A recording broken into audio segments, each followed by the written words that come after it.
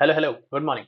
So we are on unit number 9 of human resource management. अभी तक हम क्या देख चुके हैं, ह्यूमन रिसोर्स मैनेजमेंट क्या होता है, उसकी प्लानिंग कैसे होती है, टैलेंट को कैसे एक्वायर करते हैं, टैलेंट को कैसे ट्रेन करते हैं, उन्हें मोटिवेट कैसे करते हैं, उनका अप्रेजल किस तरह डिसाइड होता है, उन्हें पैसे किस बेसिस पर दिए जाते हैं और उनमें एम्प्लॉय में डिसिप्लिन क्यों जरूरी रहता है और किस तरह उसको मेंटेन करा जाता है।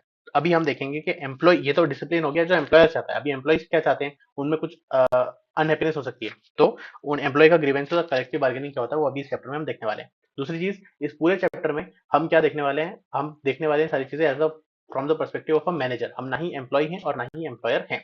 इसमें ये जो फास्ट ट्रैक वीडियोस हैं, ये थोड़ी स्पीड आपको ज्यादा लग सकती है, इसके लिए इसकी स्पीड थोड़ी कम या थोड़ी ज्यादा कर लेना according to your preferences. Now unit number 9 that is employee grievances and collective bargaining. यहाँ पर हम क्या क्या देखने वाले हैं कि ग्रीवेंस और उसके इफेक्ट क्या होते हैं, अच्छा ग्रीवेंस हैंडलिंग सिस्टम कौन सा होता है, उसके स्टेप्स क्या होती हैं, उसके बेनिफिट्स क्या होते हैं, इंडस्ट्रियल डिस्प्यूट किस तरह होता है, इंडियन इंडस्ट्री में ग्रीवेंस मैनेजमेंट कैसा होता है, कलेक्टिव बार्गेनिंग क्या होती है, उसकी फीचर्स और ऑब्जेक्टिव्स क्या होते हैं, बार्गेनिंग में इश्यूज कौन कौन से होते हैं जिन्हें डिस्कस करा जाता है, टाइप्स ऑफ बार्गेनिंग क्या होती है, स्टेप्स ऑफ कलेक्टिव बार्गेनिंग क्या होती है, बार्गेनिंग इंडिया में किस तरह करी जाती है।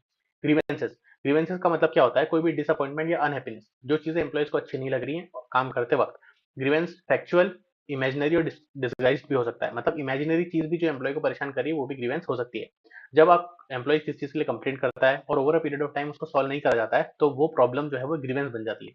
अच्छा इंडस्ट्रियल रिलेशन मेंटेन करने के लिए एक अच्छा ग्रीवेंस प्रोसीजर आपके पास होना चाहिए और मैनेजमेंट को जो एम्प्लॉय की प्रॉब्लम है उसको अटेंड टू करना चाहिए और सॉल्व करना चाहिए।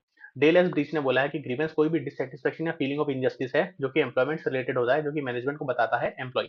उसके बाद माइकल जे जूसियस, उन्होंने क्या बताया है कि जो ग्रीवेंस है वो एक डिसकंटेंट या डिससेटिस्फेक्शन होता है, भले वो एक्सप्रेस करा हो या ना करा हो, भले वो वैलिड हो या ना हो, in connection to the employment. जो एम्प्लॉय को लगता है कि मेरे साथ, एम्प्लॉय के साथ कोई चीज अनफेयर, अनजस्ट या इनइक्विटेबली करी जा रही है, उसे कहते हैं ग्रीवेंस। यूनिट्स का ऑब्जेक्टिव हम देख चुके हैं। अभी कॉजेज ऑफ ग्रीवेंसेस, जो ह्यूमन रिसोर्स मैनेजर है उसको समझना पड़ेगा कि ये सारी चीजों की वजह से ग्रीवेंस होता है, तो उसको इन चीजों को अवॉइड करने की कोशिश करनी है। सबसे पहली चीज होती है कि इनएडिक्वेट वेजेस और बोनस, बोनस नहीं देना या कम पैसे देना, उसकी वजह से लोग डिससेटिस्फाइड होते हैं। अनअचीवेबल इरेशनल टारगेट देना, ऐसे टारगेट देना मैनेजर के द्वारा जो पूरा करना बहुत मुश्किल है, जिसमें बहुत स्ट्रेस और प्रेशर लगता है उसको पूरा करने के लिए। अच्छी वर्किंग कंडीशन नहीं होना, मतलब आप काम कर रहे हो, आपके पास टूल्स अच्छा अवेलेबल नहीं है, मशीन अच्छी नहीं है, कंडीशन अच्छी नहीं है, ऑफिस में से ऊपर छत से पानी टपक रहा है। इनएडिक्वेट हेल्थ एंड सेफ्टी डिवाइसेस, मतलब जो ऑर्गेनाइजेशन है वो अपने प्रॉफिट को मैक्सिमाइज करने की कोशिश में हेल्थ और सेफ्टी कंडीशंस को पूरा ओवरलुक कर देती है। अनहाइजीनिक वर्किंग कंडीशन है, पुअर सेफ्टी कंडीशंस है, लोग डिमोटिवेटेड है इन केसेस में ऐसा। फिर strain relationship among among employees, जो एम्प्लॉइज हैं उन्हें कई कई बार लगता है कि वो जेलस है, एंशियस और नर्वस हो जाते हैं। किस वजह से, कि उनकी लड़ाई हो जाती है, उनकी अनबन हो जाती है उनके कोवर्कर के साथ, उनके सुपीरियर के साथ या उनके सबॉर्डिनेट के साथ, जिसकी वजह से वो डिससेटिस्फाइड हो जाते हैं। ले ऑफ और रिट्रेंचमेंट, कभी कभी कंपनीज जो है इकोनॉमिक ब्रेकडाउन की वजह से पूरी इंडस्ट्री में लोगों को बाहर निकालने लगती है, रिट्रेंच करने लगती है, जिसकी वजह से एम्प्लॉय को चीटेड फील होता है और उन्हें लगता है कि भाई अब हम क्या करेंगे, कैसे, सिक्योरिटी नहीं है कोई। और जो लोग को रिटेन करती है और कंपनी, उन्हें भी डर रहता है कि भाई हमें भी निकाल सकते हैं। फिर career planning and development, planning से क्या होता है कि जो एम्प्लॉय है उसका फ्यूचर कैसा रहेगा, उसका ओवरऑल डेवलपमेंट प्लान करा जाता है। अगर एक एम्प्लॉय चाहता है कि वो सक्सेसफुल रहे तो उसको पेस में रहना पड़ेगा जो भी चेंजेस हो रहे हैं। तो अगर कोई कंपनी में अच्छी प्लानिंग नहीं हो रही है तो ऑर्गेनाइजेशन में, और ऑर्गेनाइजेशन इंटरेस्ट नहीं दिखा रही है एम्प्लॉय के डेवलपमेंट में, तो एम्प्लॉय जो है वो डिससेटिस्फाई हो जाएगा क्योंकि उसकी लाइफ स्टैग्नेंट हो जाएगी। अभी ग्रीवेंसेस के इफेक्ट क्या होते हैं, कि अगर कोई एम्प्लॉय है वो डिससेटिस्फाइड, अनहैप्पी है, तो वो अपना बेस्ट नहीं दे पाएगा, वो प्री ऑक्यूपाइड रहेगा इन सारे थॉट्स में, तो उसका फोकस चला जाएगा, एफिशिएंसी, प्रोडक्टिविटी कम हो जाएगी, जिससे पूरी ऑर्गेनाइजेशन की प्रोडक्टिविटी कम हो जाएगी। तो इसके इफेक्ट्स क्या क्या होते हैं, कि एम्प्लॉय डिमोटिवेट हो जाएंगे, वो सही से काम नहीं कर पाएंगे, फ्रस्ट्रेटेड और डिमोटिवेटेड हो जाएंगे और वो सिर्फ सैलरी के लिए काम करेंगे, उनको इंटरेस्ट नहीं बचेगा। प्रोडक्टिविटी कम हो जाएगी, सिर्फ एम्प्लॉय की नहीं, पूरे डिपार्टमेंट की, पूरी ऑर्गेनाइजेशन की। फिर लेबर अनरेस्ट, इसमें क्या होगा कि जो डिस्ट्रेस्ड एम्प्लॉय वो लड़ाई करने लगेंगे, वायलेंट हो जाएंगे छोटी छोटी चीजों पर, क्योंकि वो ऑलरेडी फ्रस्ट्रेटेड है, उन्हें पैसा सही से नहीं मिल रहा है, वर्किंग कंडीशन अच्छी नहीं है। एब्सेंटिज्म, जहाँ पे उनकी प्रॉब्लम को सॉल्व नहीं करा जाता है तो लोगों की ड्राइव मर जाती है, वो रोज रोज काम पे आने को उनका मन नहीं करता, तो लोग एब्सेंट होने लगेंगे।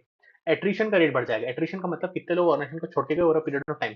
तो जब एम्प्लॉइज अनहैप्पी रहेंगे तो वो कॉम्पिटिटर की इंडस्ट्री को ज्वाइन कर लेंगे, उसकी कंपनी को ज्वाइन कर लेंगे और हमारे एम्प्लॉइज छोड़ के चले जाएंगे।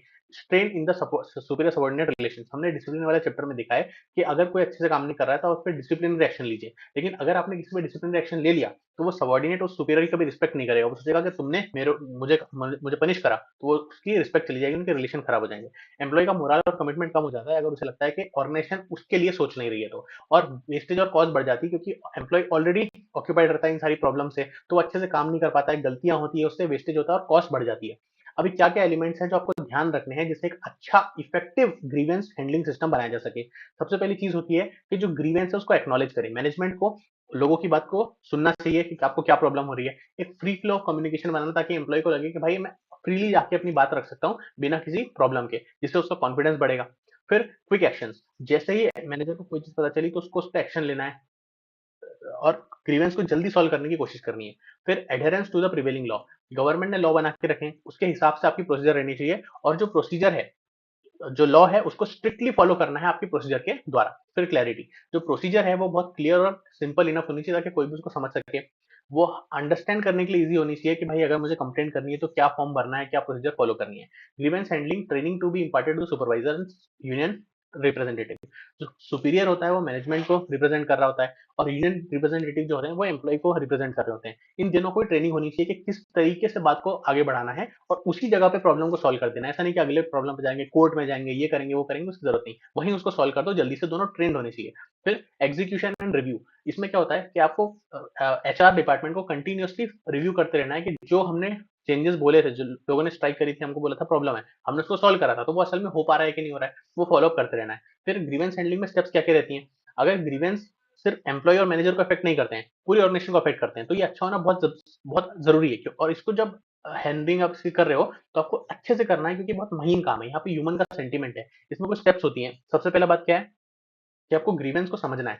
जैसे ही कोई प्रॉब्लम है उसे आप एक्नॉलेज करो और इससे पहले को ग्रीवेंस बन जाए उसको समझो, समझने की कोशिश करो। कैसे समझ सकते हो, कैसे पता चलेगा प्रॉब्लम है कि नहीं है? पहले ऑब्जर्वेशन, जो सुपरवाइजर है वो लोगों के साथ में रहता है, वो देखेगा कि भाई इनका बिहेवियर चेंज हो रहा है, कुछ अनयूजुअल बिहेवियर कर रहे हैं, तो कुछ प्रॉब्लम है। फिर सर्वेज लो, पीरियोडिकल इंटरव्यूज करो, ग्रुप इंटरव्यूज करो, कलेक्टिव बार्गेनिंग करो। ग्रिप बॉक्स क्या होती है? कंप्लेंट बॉक्स होती है, जहाँ पे एम्प्लॉय अपना बिना नाम लिखे कंप्लेंट डाल सकता है, किसी को पता नहीं चलेगा, मैनेजर तक बात चली जाएगी। एग्जिट इंटरव्यूज, जब एम्प्लॉय छोड़ के जा रहा है, उसने बोल दिया कि मुझे कुछ प्रॉब्लम है, तो उससे बैठ के बात करो कि आपको क्या प्रॉब्लम है, क्या गलती है, ताकि हम उसे आगे सुधार सकें। ओपन डोर पॉलिसी, जहाँ पे ऑर्गेनाइजेशन बोलती है, जनरल इन्विटेशन देती है कि एम्प्लॉय जिसे भी लगता है कि आपको कोई ग्रीवेंस बतानी है तो आप मैनेजर के रूप में जा सकते हो, बैठ के अपनी बात बता सकते हो। तो एम्प्लॉयज की फीलिंग्स के साथ टच में रहने की कोशिश रहती है। फिर ये जब आपको पता चल गया प्रॉब्लम है, फिर आप फैक्ट्स और डेटा कलेक्ट करो, सारी जो भी रिलेटेड पार्टीज उनसे बात करो और किसी की बात इग्नोर नहीं होनी चाहिए। फिर एनालिसिस ऑफ द ग्रीवेंस, जो इन्फॉर्मेशन आ गई उसको एनालाइज करो, देखो कि उसके क्या political, social, psychological, legal issues क्या, उसके इन सारे एस्पेक्ट्स में क्या इफेक्ट्स आ रहे हैं उसके। फिर एक सॉल्यूशन डिराइव करो, सारे जितने अल्टरनेटिव सॉल्यूशन है उसको डिस्कस करो, उसमें से कोई बेस्ट को सेलेक्ट करो। रिड्रेसल, यहाँ पे जो आपने सेलेक्ट करा है उसको अप्लाई करो एक्शन में और देखो कि उससे प्रॉब्लम सॉल्व हो रही है कि नहीं हो रही है। और एग्जीक्यूशन फॉलोअप में आप देख रहे हो टाइमली कि जो हमने सोचा था वो उतने टाइम के अंदर पूरा हो गया नहीं, लोगों का रिएक्शन कैसा आ रहा है, आप अगेन एंड अगेन उसको चेक करते रहते हो। उसके बाद बेनिफिट्स क्या क्या होते हैं, अगर आपने सब चीजों को सही से करा तो इसके क्या फायदे होंगे। सबसे पहली बात, डिस्प्यूट नहीं होगा, क्योंकि अगर डिस्प्यूट नहीं होगा तो सभी लोग मोटिवेटेड रहेंगे, साथ में काम करेंगे, हार्मनी रहेगी ऑर्गेनाइजेशन के अंदर और ऑर्गेनाइजेशन के पैसे भी बचेंगे इन डिस्प्यूट्स को सॉल्व करने के लिए। Opportunity for the workers to express their dissatisfaction, जो वर्कर हैं अगर ऐसा सिस्टम रहेगा तो वो उन्हें जिस चीज के जिससे डर लग रहा है, एंजाइटी हो रही है, डिससैटिस्फैक्शन हो रहा है, वो मैनेजर को बता पाएंगे ओपनली। इससे एम्प्लॉय जो है वो मोटिवेट होंगे, उनका मोरल बढ़ जाएगा, अच्छे से काम कर पाएंगे, इमोशनल सिक्योरिटी बढ़ जाएगी उनकी। इससे जो कमिटमेंट है एम्प्लॉइज की वो बढ़ जाएगी क्योंकि वो ज्यादा लॉयल हो जाएंगे, ज्यादा कमिटेड हो जाएंगे अपने काम के प्रति, क्योंकि उन्हें लगेगा कि मैनेजर हमारे बारे में सोचते हैं। इससे कॉर्डियल रिलेशन बढ़ेगा। इससे क्या होगा कि एम्प्लॉय को पता चलेगा कि मैनेजर को क्या प्रॉब्लम है और मैनेजर को पता चलेगा कि एम्प्लॉय मुझसे क्या एक्सपेक्ट करते हैं, तो उनका रिलेशन अच्छा हो जाएगा और इससे स्टाफ की प्रोडक्टिविटी बढ़ जाएगी क्योंकि उनका मोरल बढ़ेगा, वो मोटिवेट हो जाएंगे, वो अपने मैक्सिमम पोटेंशियल तक काम करेंगे और इससे जो स्टैंडर्ड्स ऑफ प्रोडक्टिविटी है वो और हायर अप कर सकते हैं और ऑप्टिमाइजेशन रिसोर्सेज हो जाएगा। अभी इंडस्ट्रियल डिस्प्यूट, इंडस्ट्रियल डिस्प्यूट मतलब क्या होता है, कोई भी डिसएग्रीमेंट, अगर दोनों में कोई बात पे मतभेद है तो उसे कहते हैं डिस्प्यूट। तो इंडस्ट्री में डिस्प्यूट होना बहुत कॉमन बात है। ये किस तरीके से होता है कि स्ट्राइक्स हो रही हैं, लॉकआउट्स हो रहे हैं, बंद हो रहे हैं, स्लो डाउन हो रहे हैं। तो कोई भी डिस्प्यूट या डिफरेंस जो एम्प्लॉयर और एम्प्लॉय के बीच में है या किसी एम्प्लॉय और एम्प्लॉय के बीच में है, किसी एम्प्लॉयर और दूसरे एम्प्लॉयर के बीच में है, किसी भी बारे में, भले वो एम्प्लॉयमेंट की चीज हो या नॉन एम्प्लॉयमेंट की चीज हो, टर्म्स ऑफ एम्प्लॉयमेंट हो, कंडीशंस ऑफ लेबर हो, किसी भी चीज में डिसएग्रीमेंट, उसे कहते हैं डिस्प्यूट। ये जो कॉन्फ्लिक्ट है वो एम्प्लॉयर और वर्कमैन किसी भी ऑर्गेनाइजेशन के अंदर होता है, उसे कहते हैं डिस्प्यूट। ये दूसरे कारण क्या हो सकते हैं इसके, कि वेजेस हैं, सैलरीज की डिमांड है, यूनियन राइवलरी है, पॉलिटिकल इंटरफेरेंस है, अनफेयर लेबर प्रैक्टिसेस है, इन चीजों पे भी डिस्प्यूट हो सकता है। इंडिया के अंदर ग्रीवेंस मैनेजमेंट के लिए कुछ चीजें हैं। सबसे पहली बात होती है the industrial employment standing orders act. ये जो स्टैंडिंग ऑर्डर्स हैं ये दिए जाते हैं ताकि जो वर्किंग कंडीशन है उसको हम फिक्स कर सके लेजिस्लेटिवली। क्या होता है इसके अंदर कि हम क्लियरली डिफाइन कर देते हैं कि क्या वर्किंग कंडीशंस रहनी चाहिए, क्या रूल्स रहने चाहिए, कौन क्या करेगा, एम्प्लॉय को कौन क्या बताएगा, एम्प्लॉय के क्या राइट्स हैं, मैनेजर की क्या रिस्पॉन्सिबिलिटीज है और एम्प्लॉय की क्या रिस्पॉन्सिबिलिटीज है। तो इसका ऑब्जेक्टिव क्या हुआ कि हम प्रिंसिपल कंडीशन बताते हैं एम्प्लॉयमेंट की, जहाँ पे सफिशिएंट केयर लिया जाता है कि जो कंडीशंस है वो बताई जाए वर्कमैन को जिसके अंदर आपको एम्प्लॉय करा जा रहा है। जो कोड ऑफ कंडक्ट है दोनों के लिए, एम्प्लॉयर के लिए भी और एम्प्लॉय के लिए भी, ताकि कॉर्डियल रिलेशन बने सके, दोनों को बताना है। अच्छा डिसिप्लिन और healthy working condition, higher productivity रहनी चाहिए, उसके लिए वैसी वर्किंग कंडीशन आपको बनानी है। यहाँ पे ड्यूटीज और रिस्पॉन्सिबिलिटी दोनों की बता दी जाती है, एम्प्लॉयर और एम्प्लॉय की, बहुत क्लियरली। यहाँ पे ये जो एक्ट है ये प्रोवाइड करता है रेक्टिफिकेशन टू द ग्रीवेंसेस, जो प्रॉब्लम है उसको सॉल्व करने के लिए, और स्टैंडिंग ऑर्डर्स पास करके इन चीजों को सॉल्व करता है। स्टैंडिंग ऑर्डर क्या होता है? स्टैंडिंग ऑर्डर ऐसी चीजें होती हैं जिसमें इसके मेन फीचर्स क्या होते हैं एक्ट के, तो स्टैंडिंग ऑर्डर इसमें सारे जो इश्यूज हैं वो सारे शेड्यूल में आते हैं एक्ट के अंदर, जो कि अप्रूव्ड होते हैं प्रॉपर अथॉरिटी के, गवर्नमेंट के अप्रूव्ड होते हैं। सारी जो टर्म्स एंड कंडीशन है एम्प्लॉयमेंट की, एक्सक्लूडिंग वेजेस और फॉर्म ऑफ रेम्यूनरेशन, वो क्लियरली स्टेटेड रहती है। वेजेस क्यों नहीं? क्योंकि वो नेगोशिएशन होती है। अगर एम्प्लॉय बोलता है कि मैं 10,000 रुपए लूंगा, एम्प्लॉयर बोलता है मैं 9,000 रुपए दूंगा, तो नेगोशिएशन की बात है, वो आप लीगली तो फाइनल कर नहीं सकते। फिर rights and duties of employers and employees, ये क्लियरली डिफाइंड रहती है राइट्स एंड ड्यूटीज इस एक्ट के अंदर। अगला एक्ट आता है the factories act 1948। Factories act 1948 existence में आया था 1 अप्रैल 1949 को। जो फैक्ट्रीज एक्ट है ये एक प्रिंसिपल लेजिस्लेशन है जो रेगुलेट करता है हेल्थ, सेफ्टी और वेलफेयर वर्कर्स का। यहाँ पे जो फैक्ट्री है उसका मतलब क्या हुआ कि अगर कोई ऐसी मैन्युफैक्चरिंग प्रोसेस है जहां पे पावर यूज हो रही है, तो वहां पे 10 या 10 से ज्यादा लोग हैं और वो मैन्युफैक्चरिंग प्रोसेस कर रही है, तो वो फैक्ट्री हो जाएगी। लेकिन अगर पावर यूज नहीं हो रही है, वो मैन्युफैक्चरिंग प्रोसेस कर रही है और वहां 20 या उससे ज्यादा लोग हैं, तो भी उसे फैक्ट्री माना जाएगा। एप्लीकेबिलिटी कहाँ है? पूरे इंडिया में अप्लाई करता है, लेकिन माइंस और रेलवे वर्कर्स का नहीं लगता, क्योंकि उनके लिए अलग एक्ट है। यहाँ पे क्या है? सबसे पहली बात, हम प्रोविजन इसमें देते हैं regarding the health of the workers. उनका सैनिटेशन अच्छा होना चाहिए, अच्छा टेम्परेचर में उनसे काम कराना है आपको, कहाँ पे कचरा फेंकेंगे वो होना चाहिए, अच्छा पानी मिलना चाहिए, अच्छी लाइटिंग होनी चाहिए, डस्ट एंड फ्यूम्स नहीं होनी चाहिए, अगर है तो उसके लिए सेफ्टी गियर रहना चाहिए, ओवर कैपेसिटी नहीं होनी चाहिए, अच्छे यूरिनल्स प्रोवाइड करने हैं। फिर सेफ्टी ऑफ द वर्कर्स के लिए क्या प्रोविजन है कि मशीनरी जो है, जो मशीन है उसके अराउंड आपको फ्रेमिंग बनानी है। जो मशीनरी काम में है उस खिलाफ, उसके आगे जब आप आसपास काम कर रहे हो तो क्या पॉलिसीज हैं। जो बहुत यंग लोग हैं उनको डेंजरस मशीन के लिए आपको एम्प्लॉय नहीं करना है। जो एलिवेटर्स लिफ्ट आपको लगानी है, लिफ्टिंग मशीन को उठाने के लिए आपके पास क्रेन्स वगैरह होनी चाहिए, आई का प्रोटेक्शन होना चाहिए, डेंजरस फ्यूम्स के अगेंस्ट कैसे आप प्रोटेक्ट करोगे उसके लिए गियर होना चाहिए, और सेफ्टी ऑफिसर रहना चाहिए। अभी वेलफेयर ऑफ द वर्कर्स के लिए क्या प्रोविजन है कि हाथ धोने की फैसिलिटी रहनी चाहिए, कपड़े बदलने की जगह रहनी चाहिए, बैठने की जगह होनी चाहिए, फर्स्ट एड अप्लायंस रहने चाहिए, खाना खाने के लिए कैंटीन होनी चाहिए। अगर आपके बच्चे हैं तो बच्चों के लिए, बच्चों को जब आप काम कर रहे हो तब रखने के लिए एक रूम होना चाहिए जहाँ पे कोई गार्डियन होना चाहिए, अच्छा शेल्टर लंच रूम रहना चाहिए, और वहां पे भी वेलफेयर ऑफिसर होना चाहिए। अडल्ट के लिए क्या वर्किंग आवर्स हैं? एक हफ्ते में ज्यादा से ज्यादा 48 आवर्स आप किसी से काम कर सकते हो, एक दिन में ज्यादा से ज्यादा 9 घंटे काम कर सकते हो, और 5 घंटे से ज्यादा लगातार काम नहीं कर सकते। उसके उसके बाद आपको 30 मिनट का ब्रेक तो देना ही पड़ेगा। अगर आप ओवर टाइम करा रहे हो तो जो नॉर्मल रेट है उससे डबल आपको पेमेंट देनी पड़ेगी। ये हुई अडल्ट के लिए। अभी विमेन के लिए क्या है? सेम चीजें हैं कि एक हफ्ते में ज्यादा से ज्यादा 48 आवर्स, एक दिन में ज्यादा से ज्यादा 9 घंटे। लेकिन जो टाइमिंग्स है, सुबह 6 बजे से लेकर रात के 7 बजे तक के ही आप किसी विमेन से काम करा सकते हो, उसके बाद नहीं कर सकते, ये लीगली रिक्वायरमेंट है। जो वर्किंग आवर्स हैं बच्चों के लिए, कोई भी बच्चा फैक्ट्री में काम नहीं कर सकता। आप बोलेंगे चाइल्ड, बच्चे से तो काम कराया नहीं जा सकता, लेकिन प्रैक्टिकली हम देखते हैं हमारे आसपास भी कई लोग काम कर रहे होते हैं अपनी मजबूरी में। तो उसके उसको भी इनकॉर्पोरेट करा गया है कि ज्यादा से ज्यादा फैक्ट्री में 4.5 घंटे से ज्यादा आप काम नहीं करा सकते हो। उसके बाद रात में काम नहीं करा सकते हो, आपको वीकली हॉलीडे देना पड़ेगा। और अगर कोई फीमेल चाइल्ड वर्कर है तो उसको सुबह 8 बजे से लेकर शाम के 7 बजे तक ही आप काम करा सकते हो, उसके बाद आप उनसे काम नहीं करवा सकते। फिर आता है इंडस्ट्रियल डिस्प्यूट एक्ट। ये बहुत इंपॉर्टेंट एक्ट है। ये इंडिपेंडेंस के पहले भी इसका एक वर्जन था जिसे हम कहते हैं द ट्रेड डिस्प्यूट्स एक्ट 1929। उसमें right to strike and lockout in public utility services दिया गया था, लेकिन उसमें कंसिलिएट करना और जो कोर्ट ऑफ इंक्वायरी है इस तरह की बॉडीज को नहीं बनाया गया था, तो उसको हटा के 1947 में ये नया एक्ट लाया गया जिसे कहते हैं इंडस्ट्रियल डिस्प्यूट एक्ट। यहाँ पर सोशल जस्टिस इंश्योर करा जाता है दोनों के लिए ही, एम्प्लॉय के लिए भी और एम्प्लॉयर के लिए भी, ताकि इंडस्ट्री आगे बढ़ सके और हार्मनी और कॉर्डियल रिलेशन रहे और लोग पीस में अपना काम कर सकें। यहाँ पे क्या होता है? ये एक्ट प्रोवाइड करता है investigation and settlement of industrial disputes, कि अगर लॉकआउट हो रही है, ले ऑफ हो रहा है, रिट्रेंचमेंट हो रहा है, तो प्रॉब्लम को पहले रिकंसिलेशन करेंगे प्रॉब्लम का, और उसको एडजुडिकेट करेंगे। एडजुडिकेट करने का मतलब उस पर डिसीजन देंगे, उसके लिए प्रॉपर जज, उसके लिए प्रॉपर कोड बनाएंगे, प्रॉपर अथॉरिटी बनाएंगे। ये किस पे लगता है? ये एक्ट लगता है इंडस्ट्रियल अंडरटेकिंग। इंडस्ट्रियल अंडरटेकिंग कौन सी होती है? कोई भी ऐसी अंडरटेकिंग जो कि कोई बिजनेस, ट्रेड या मैन्युफैक्चरिंग कर रही है।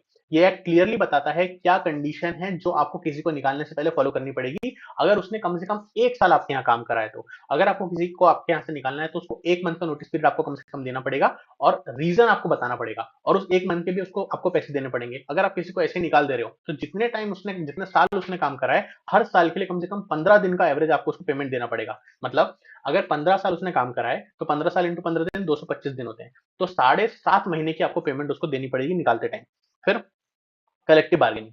कलेक्टिव बार्गेनिंग क्या होती है? ये हार्ट है इंडस्ट्रियल रिलेशंस का। इसमें क्या होता है, एम्प्लॉइज जो होते हैं पूरे एक साथ आ जाते हैं और अपना एक रिप्रेजेंटेटिव भेज देते हैं कि हमारे हमारे हक की बातें करो, और जो एम्प्लॉयर्स हैं वो पूरे एक साथ आ जाते हैं और अपना कोई रिप्रेजेंटेटिव भेज देते हैं, और दोनों बार्गेन करते हैं, और बीच में कोई एक कॉमन जगह पे आकर प्रपोजल, एक बंदा प्रपोज करता है, दूसरा बंदा काउंटर प्रपोजल देता है, नेगोशिएशन होता है, और फिर एक कॉमन ग्राउंड पे आके अग्री कर जाते हैं चीजों पर। ये कंटिन्यूस प्रोसेस है, चलती रहती है। एम्प्लॉइज को कौन रिप्रेजेंट करता है? यूनियंस रिप्रेजेंट करती है। यूशियस ने बोला था कि कलेक्टिव बार्गेनिंग ऐसी प्रोसेस है जहां पे एम्प्लॉयर अपने रिप्रेजेंटेटिव और एम्प्लॉय अपने रिप्रेजेंटेटिव के थ्रू बार्गेनिंग करते हैं। यहाँ पे अग्रीमेंट पे आने की कोशिश करी जाती है about the conditions of working and कितना पैसा मिला जाएगा सर्विसेज के लिए, मतलब कॉम्पेंसेशन के लिए करा जाएगा, कितना पैसा मिलेगा उसके लिए बार्गेनिंग होती है। फिर फीचर्स ऑफ कलेक्टिव बार्गेनिंग क्या रहती है? ग्रुप एक्शन है, मतलब जो दोनों ग्रुप्स हैं वो एक बंदा नहीं है, बहुत सारे लोग हैं जो कि रिप्रेजेंटेटिव के थ्रू डेलीगेट करते हैं, को डेलीगेट करते हैं अथॉरिटी और नेगोशिएट करते हैं। Representation by the union leaders, जो यूनियंस है वो टिपिकली रिप्रेजेंट करते हैं एम्प्लॉइज को उनकी कलेक्टिव बार्गेनिंग के लिए। तो यूनियन क्या करता है कि एम्प्लॉय की जो नीड्स हैं, पूरे एम्प्लॉइज की जो नीड है वो मैनेजर्स को बताता है, और मैनेजर्स ने जो बोला वो एम्प्लॉइज को बनाता है, उनके बीच में लिंक का काम करता है और असिस्ट करता है एम्प्लॉइज को कि किस तरह कलेक्टिव बार्गेनिंग एग्रीमेंट बनाया जाए। ये जो बार्गेनिंग है ये कंटिन्यूस प्रोसेस, ये चलती रहती है। ऐसा नहीं कि नेगोशिएशन से स्टार्ट हुई और एग्रीमेंट पे खत्म हो गई, ये चलती रहती है। एक चीज हो गई, फिर दूसरी चीज, फिर बाई पार्टी प्रोसेस, मतलब यहाँ पे दो ही पार्टीज रहती है, एक एम्प्लॉयर एक एम्प्लॉय, तीसरी पार्टी गवर्नमेंट वगैरह यहाँ पे इन्वॉल्व नहीं होती, यहाँ दो ही पार्टीज रहती है। डायनामिक प्रोसेस कैसे है? क्योंकि यहाँ पे जो एम्प्लॉय है उसकी डिग्निटी रहती है, तो टर्म्स एंड कंडीशंस कैसी रहेगी, वो सारी चीजें जो हमें देखनी पड़ती है। ये बहुत ज्यादा डायनामिक प्रोसेस है, ये कोई फिक्स प्रोसेस नहीं है, चेंजिंग प्रोसेस है। फ्लेक्सिबल ये रहता है क्योंकि दोनों ही ग्रुप जो है वो अपनी डिमांड्स रखते हैं, लेकिन जो भी उनकी नीड रहती है वो कोई फाइनल अग्रीमेंट आने से पहले दोनों ही थोड़ी थोड़ी अपनी डिमांड को कम करते हैं और एक फाइनल कंक्लूजन पे पहुंचते हैं। अभी कलेक्टिव बार्गेनिंग के ऑब्जेक्टिव क्या रहते हैं? ताकि इंडस्ट्रियल डेमोक्रेसी बन सके, मतलब जो बंदा अफेक्ट हो रहा है, मतलब जो एम्प्लॉइज हैं, वही अपनी डिमांड रखें और उनकी चीज पूरी हो। ऐसा नहीं कि कोई तीसरा पार्टी आके बिचौली का काम कर रहा है और वो जो असल चीज है वो नहीं हो पा रही, तो डेमोक्रेसी बन गई। इससे एम्प्लॉयर और एम्प्लॉयर का रिलेशनशिप अच्छा रहता है, क्योंकि एम्प्लॉय को पता चलता है कि क्या इकोनॉमिक और टेक्निकल फैक्टर्स हैं, और एम्प्लॉयर को पता चलता है कि क्या एक्सपेक्टेशन है एम्प्लॉइज की, तो उनका रिलेशन अच्छा होता है, एक दूसरे को जान पाते हैं। Settlement dispute, settle the disputes, यहाँ पे क्या होता है, अगर यहाँ पे कलेक्टिव बार्गेनिंग हो गई तो स्ट्राइक नहीं होगी, इंटरप्शन नहीं होगा, गो स्लो नहीं होगा। गो स्लो मतलब क्या होता है कि एम्प्लॉय जानबूझ के एक दूसरे को बोल देते हैं कि धीरे काम करो, जो काम 8 घंटे में हो सकता है उसको 40 घंटे लगा के करो, ताकि सामने वाले का लॉस हो। कुछ भी बोल रहे हैं, हम काम ही स्लो करेंगे और सब लोग एक साथ करेंगे, फिर क्या कर लोगे आप?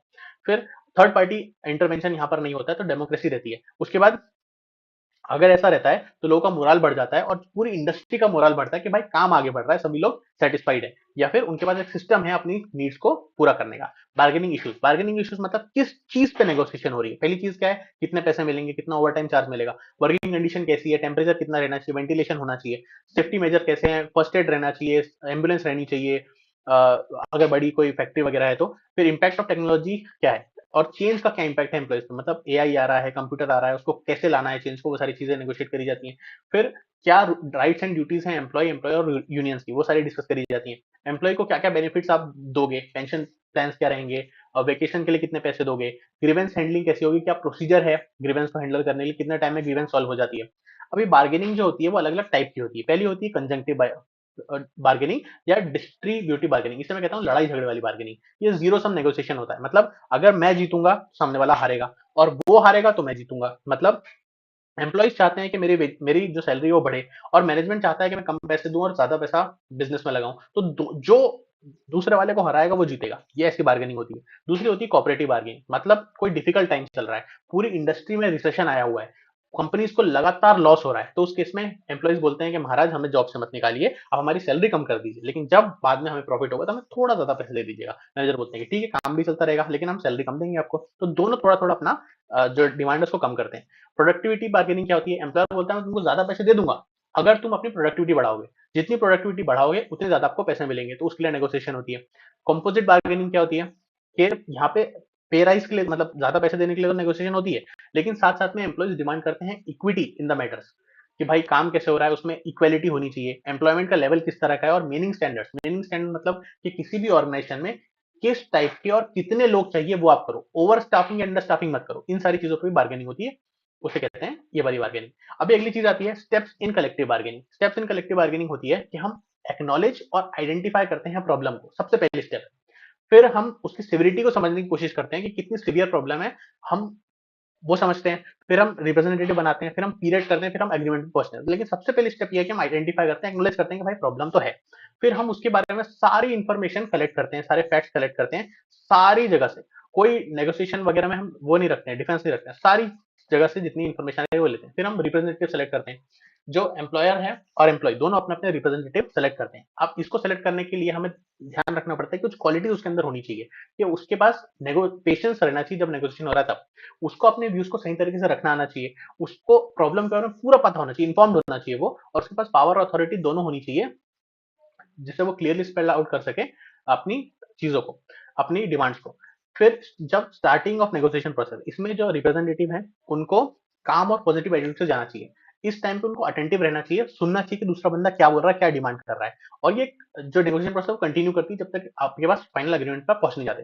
फिर बार्गेनिंग स्ट्रेटेजी, जो स्किलफुल नेगोशिएटर है वो एक स्ट्रेटेजी बना के रखता है, वो पॉइंट्स डिसाइड करता है कि मैं किस चीज पे बात करूंगा, किस चीज पे नहीं करूंगा। फिर आप एग्रीमेंट में पहुंचते हो, एक कंसेंसस पे पहुंचते हो जिसमें सॉल्यूशन हो जाता है दोनों पार्टीज का, और आप एग्रीमेंट में पहुंच गए। फिर आप उसको फॉर्मलाइज करते हो, पहले आप एक सॉल्यूशन बनाते हो, फिर दोनों पार्टी से पूछते हो कि आपको कबूल है, क्या आपको कबूल है, दोनों बोलते हैं हाँ। फिर आप एक लीगल कॉन्ट्रैक्ट बना लेते हो, फिर आप सिस्टम बनाते हो कि उसको एनफोर्स कैसे करा जाएगा ऑर्गेनाइजेशन के अंदर। अभी कलेक्टिव बार्गेनिंग इंडिया में कैसे होती है, पहले ऐसी नहीं होती थी, थोड़ा थोड़ा करके इसमें चेंज आया है कलेक्टिव बार्गेनिंग में। पहले कैसी होती थी, किन चीजों पे बार्गेनिंग होती थी कि भाई पैसे बढ़ा दो, इन्फ्लेशन हो रहा है डीएनएस अलाउंस बढ़ा दो, बोनस दे दो, एम्प्लॉयमेंट कंडीशन अच्छी कर दो। लेकिन आज की तारीख में नॉन ट्रेडिशनल इश्यूज पे भी बार्गेनिंग हो रही है, जैसे कि वेलफेयर फैसिलिटीज क्या है, फ्रिंज बेनिफिट क्या है, एनरिचिंग जॉब को अच्छा करो, एनरिच करो, ये एम्प्लॉयर से डिमांड करिए। वर्क लाइफ बैलेंस डिमांड करा जाता है ऑर्गेनाइजेशन से ही। इसके रीजंस क्या है कि जो वर्किंग क्लास है वो एजुकेट हो गई और अवेयर हो गई है इंडस्ट्रियल रोल के बारे में। फिर जो एम्प्लॉइज है वो विलिंग है, जो एम्प्लॉयर है वो विलिंग है कि हम आपको ज्यादा बेनिफिट दे देंगे, क्योंकि डायरेक्टली पैसा नहीं मांगा जा रहा है, फैसिलिटीज अच्छी मांगी जा रही है, ऑफिस चाहो, कंडीशन अच्छी हो, ये सब मांगी जा रही है, तो वो भी एक्सेप्ट करता है। अब क्योंकि और तीसरी चीज है, मल्टीनेशनल कॉर्पोरेशन इंडिया में आ गई है, बड़ी बड़ी कंपनीज आ गई हैं बाहर से, तो वो ज्यादा पैकेज प्रोवाइड करती हैं, तो लोगों को भी समझ में आ गया कि क्या क्या फैसिलिटीज मिलती हैं। तो लोग डिमांड ही मॉडर्नाइजेशन, एम्प्लॉयमेंट कंडीशन, प्रोडक्टिविटी के डिमांड्स करते हैं। अभी कुछ कॉमन आइटम्स हैं जिस पे कलेक्टिव बार्गेनिंग इंडिया में होती है। पहली चीज होती है house rent allowance. House rent allowance क्या होता है, जो फोर्थ पे कमीशन आया था उसमें गवर्नमेंट एम्प्लॉइज के लिए गवर्नमेंट ने बोला था कि अगर आप एक जगह से दूसरी जगह पे जाओगे तो वहां पे रहने के लिए हम आपको अलाउंस प्रोवाइड करेंगे, ताकि आप रेंट पे रह सको। अब प्राइवेट ऑर्गेनाइजेशन ने भी चालू कर दिया गया कि इसका ट्रांसफर हुआ तो हम एचआरए लेंगे। एक इंटरेस्टिंग बात यह है कि जो केमिकल, इलेक्ट्रॉनिक और फार्मास्यूटिकल इंडस्ट्रीज है वो 10 से 25% of the basic salary HRA देती है। अगली जो होती है leave travel concession. Leave travel concession again central government ने अपने मतलब सरकारी एम्प्लॉइज के लिए पहले आया था कि भाई जब आप छुट्टी पे जाओगे, आपको कहीं बाहर घूमने जाना है, तो उसके लिए आपको कुछ पैसे मिलेंगे। उसको अगर आप छुट्टी पे नहीं जा रहे हो तो वो पैसा आप ले सकते हो। ये प्राइवेट ने भी अपने अंदर, प्राइवेट कंपनी से भी अंडरटेक कर लिया, तो 1 या 1.5 महीने का पैसा आपको मिलता है जो कि आप यूटिलाइज कर सकते हो 10-15 दिन के लिए। और अगर आप लीव ट्रेवल कंसेशन को नहीं लेते हो तो आपको 80% पैसा कैश में मिल जाता है। फिर एजुकेशन अलाउंस, इसमें क्या होता है कि जो फोर्थ कमीशन आई थी उसने गवर्नमेंट एम्प्लॉइज को फैसिलिटी प्रोवाइड करी थी एजुकेशन अलाउंस की, क्या हम बच्चों की ट्यूशन फीस देंगे, बुक्स और यूनिफॉर्म्स देंगे। आज की तारीख में प्राइवेट ऑर्गेनाइजेशन जिनका स्कूल से टाई अप होता है या जिनका खुद का स्कूल होता है, वो भी इस तरह की सर्विसेज प्रोवाइड करती हैं और एम्प्लॉइज के लिए बार्गेन कर सकते हैं। सो इन दिस चैप्टर हमने क्या क्या देखा, ऑल इन ऑल, कि ग्रीवेंस क्या होती है, उसके कॉज क्या होते हैं, उसके इफेक्ट क्या होते हैं, एक अच्छा ग्रीवेंस हैंडलिंग सिस्टम बनाने के लिए क्या क्या रिक्वायरमेंट्स होती है, उसमें स्टेप्स क्या क्या होती हैं, उसके बेनिफिट्स क्या क्या होते हैं, फिर इंडस्ट्रियल डिस्प्यूट क्या होता है, किस तरह से डिसएग्रीमेंट हो जाता है, उस ग्रीवेंस का मैनेजमेंट कैसे होता है, फिर कलेक्टिव बार्गेनिंग कैसी होती है, दोनों के रिप्रेजेंटेटिव होते हैं, उसके फीचर्स क्या होते हैं, उनके ऑब्जेक्टिव्स क्या होते हैं, बार्गेनिंग में इश्यूज क्या क्या आते हैं, बार्गेनिंग के टाइप्स क्या क्या होते हैं, और स्टेप्स क्या क्या होती हैं कलेक्टिव बार्गेनिंग में, और इंडिया में कलेक्टिव बार्गेनिंग किन किन चीजों पर होती है, वो सब हमने देखा। This was the chapter. Take care, good night. मेरा ये चैनल सब्सक्राइब करें और मेरे हर अपडेट आपको मिले, इसके लिए बेल आइकन जरूर दबाइएगा। आप सभी को मेरी ढेर सारी शुभकामनाएं।